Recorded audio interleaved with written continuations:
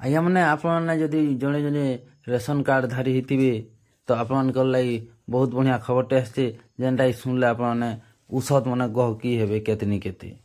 ତ ଆବାର ନୂଆ ବର୍ଷ ଠାନୁ ଆପଣମାନକେ ନୂଆ ରେସନ୍ କାର୍ଡ଼ ମିଲବାର୍ ଲାଗି ଯାଉଛେ ଯେନ୍ଥିର୍ ଲାଗି କି ଆମର ନଭେମ୍ବର ସୁଦ୍ଧା ସବୁ EKYC ସରବାର କଥା ବୋଲି କହିଛନ୍ ଆମର ଖାଦ୍ୟ ଯୋଗାଣ ମନ୍ତ୍ରୀ କୃଷ୍ଣଚନ୍ଦ୍ର ପାତ୍ର ସାର୍।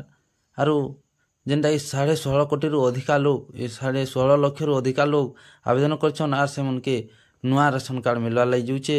ଆର୍ ଯେନ୍ମାନେ ମରିଗଲେନ ବି ତାଙ୍କର ଚଉଲ୍ ଆନିକରି ଆମର ସରପଞ୍ଚ ମାନେ ବି ଖାଇ ଖୁଆ ଦଉଛନ୍। ସେଟା କେନ୍ ସରପଞ୍ଚ ଆଜ୍ଞା ମାନେ ବି ମାନେ ମାଇଣ୍ଡକେ ନି ନେବେ ଯେନ୍ଟା ସତ୍ ସେଟା ଏକା କହୁଛେଁ। ଆଉ ମୁଇଁ ଇଟା ନି କହିବା ଯେନ୍ଟାକି ଆମର୍ ପେପର୍ରେ ଅଛେ ସେଟା ଏକା ମୁଇଁ କହୁଛେଁ। ତ ଯଦି ଅବିଶ୍ୱାସ ଲାଗ୍ବା ବେଲେ ମୁଇଁ ଆପଣମାନକେ ପେପର୍ ମାଧ୍ୟମରେ ଦେଖେଇଦେମି ଯେନ୍ଟାକି ଆମର 4ଟା 57 13 ନଭେମ୍ବର ବେଲେ ଆଜି ଏକା ଆସିଛେ। ଆର୍ ଆଜି ଏକା ମୁଇଁ ଇଟାକେ ଆପଣମାନଙ୍କ ସାମ୍ନାରେ ପବ୍ଲିଶ୍ କରୁଛେଁ। ତ ଭିଡ଼ିଓ ଦେଖୁନ୍ ଆଗ୍କେ ଯୋଗାଣ ମନ୍ତ୍ରୀଙ୍କ ବଡ଼ ଘୋଷଣା ନବବର୍ଷରୁ ଯୋଗ୍ୟ ହିତାଧିକାରୀଙ୍କୁ ମିଳିବ ନୂଆ ରେସନ୍ କାର୍ଡ଼। ଦେଖୁନ୍ ଇନେ ଲେଖା ହେଇଛେ ସଫା ସଫା ରେସନ୍ କାର୍ଡ଼ ଧାରୀଙ୍କ ପାଇଁ ବଡ଼ ଖବର। ନବବର୍ଷରୁ ସମସ୍ତ ଯୋଗ୍ୟ ହିତାଧିକାରୀଙ୍କୁ ମିଳିବ ନୂଆ ରେସନ୍ କାର୍ଡ଼। ଆଜ୍ଞା ଟିକେ ଆଗରୁ ମୁଇଁ କହୁଥିନି କି ଯୋଗ୍ୟ ହିତାଧିକାରୀଙ୍କୁ ମିଳିବା ନୂଆ ରେସନ୍ କାର୍ଡ଼ ସେଥିର୍ ଲାଗି ନଭେମ୍ବର ମାସ ସୁଦ୍ଧା EKYC ଯାଞ୍ଚ ସରବାର କଥା କହୁଛନ୍। ଆବେଦନକାରୀଙ୍କ ମଧ୍ୟରୁ 16 ଲକ୍ଷରୁ ଅଧିକା ଅଯୋଗ୍ୟ ହିତାଧିକାରୀଙ୍କୁ ଚିହ୍ନଟ କରାଯାଇଛି। ଏନେଇ ଯୋଗାଣ ମନ୍ତ୍ରୀ କୃଷ୍ଣଚନ୍ଦ୍ର ପାତ୍ର ସାର୍ ସୂଚନା ଦେଇଛନ୍। ତ ତଲକେ ଟିକେ ଫେର୍ ଖୋଲେଇ ଦଉଁ ଯେନ୍ଟାକି ଆମର ପ୍ରକାଶ ଥାଉ କି EKYC ପଞ୍ଜୀକରଣ ସରିବା ପରେ ଖାଉଟିଙ୍କୁ ନୂଆ ରେସନ୍ କାର୍ଡ଼ ବଣ୍ଟାଯିବା। ମୁଁ ଟିକେ ଆଗରୁ କହୁଥିନି ଫେର୍ ବି ପାଖାପାଖି 3.5 କୋଟି ଲୋକଙ୍କ EKYC ପଞ୍ଜୀକରଣ ହେବ। ଏହି ପ୍ରକ୍ରିୟା ସରିବାର ପରେ ଇଟା ସରବାର ପରେ ପରେ ଯେନ୍ KYC ହେଉଛେ ତା ସରବାର ପରେ ପରେ ଅଯୋଗ୍ୟ ହିତାଧିକାରୀଙ୍କୁ ଯେନ୍ ଅଛନ୍ ସେମାନକେ କାଟି ଦିଆଯିବା ଯେନ୍ଟାକି ପେପର୍ରେ ଅଛେ। କେବଳ ଯୋଗ୍ୟ ଖାଉଟିଙ୍କୁ ବଛାଯାଇ ସେମାନଙ୍କୁ ନୂଆ ରେସନ୍ କାର୍ଡ଼ ମିଲବା ବୋଲି ଇନେ କହୁଛନ୍ ଆମର କୃଷ୍ଣଚନ୍ଦ୍ର ପାତ୍ର ସାର୍।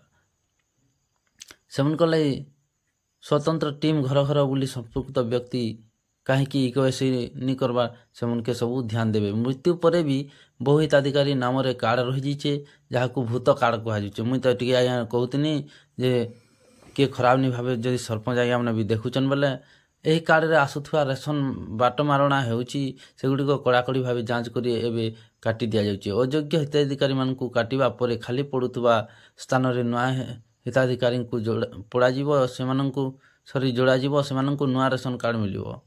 ତ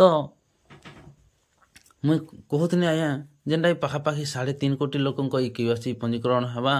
ଆର୍ ଏଥିରେ ଯେନ୍ଟାକି ଆମର ସେପ୍ଟେମ୍ବର ଶେଷ ସୁଦ୍ଧା ବା ସେପ୍ଟେମ୍ବର ମାସ ସୁଦ୍ଧା EKYC ଯାଞ୍ଚ ସରବାର କଥା କହୁଛନ୍।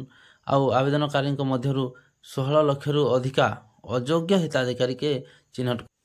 ତ ଆଜ୍ଞା ମାନେ ଇଟା ଥିଲା ଆପଣମାନଙ୍କ ରେସନ୍ କାର୍ଡ଼କେ ନେଇକିରି ଗୋଟେ ଛୁଟିଆ ଖବରଟେ। ତ ଭିଡ଼ିଓ ଯଦି ଭଲ ଲାଗିଛେ ବୋଲେ ଲାଇକ୍ ସେୟାର କମେଣ୍ଟ ଆର୍ ସବସ୍କ୍ରାଇବ୍ କରିଦେବେ। ଆର୍ ହେଟା କାଣା କହିମି ସାଇଡ଼୍ରେ ଥିବାର ଘଣ୍ଟି ବଟନ୍କେ ହଲହଲାତରେ ହଲେଇ ଦେବେ ଯେନ୍ତା ହିଁ ଢଳନ୍ ଢାଳନ୍ ଠିଳନ୍ ଠାଣନ୍ ବାଜିଯିବା। ଆରୁ ଏନ୍ତା ସବୁ ନୂଆ ନୂଆ ଭିଡ଼ିଓ ସବକ ନୂଆ ଆଗ ଆପଣଙ୍କର ପାଖକେ ପଲେଇ ଆସୁଥିବା। ଆପଣଙ୍କର ଗୋଟେ ସୁଚିନ୍ତା ମତାମତ ବା କମେଣ୍ଟଟା ଆମକେ ପୁରା ଔଷଧ ଲାଗ୍ସି। ଆପଣଙ୍କର ଗୋଟେ ଲାଇକ୍ ଏକା ଆମକେ ମନକେ ଗହକି ଲାଗ୍ସି ଆର୍ ଆମକେ ଭିଡ଼ିଓ ବନାବାର୍ ଲାଗି ବହୁତ ମୋଟିଭେଟ୍ ଲାଗ୍ସି। ସେଥିର୍ଲାଗି ଲାଇକ୍ ସେୟାର କମେଣ୍ଟ ସବସ୍କ୍ରାଇବ୍ କରିବେ। ଆର୍ ସାଇଡ଼୍ରେ ଥିବା ବେଲ୍ ଆଇକନ୍କେ ନିହାତି ଭାବରେ ଦବେଇ ଦେବେ ଯେନ୍ତାକି ଆପଣମାନକେ ଏନ୍ତା ନୂଆ ନୂଆ ଭିଡ଼ିଓ ମାନେ ସବକନ୍ ଆଗ ପହଞ୍ଚେଇ ପାରମୁ। ତ ଫେର୍ ଥରେ ଦେଖା ହେମା ଆର୍ ଗୋଟେ ନୂଆ ଭିଡ଼ିଓ ଆଜ୍ଞା ମାନେ ଜୁହାର ଜୟ ମା ସମଲେଇ।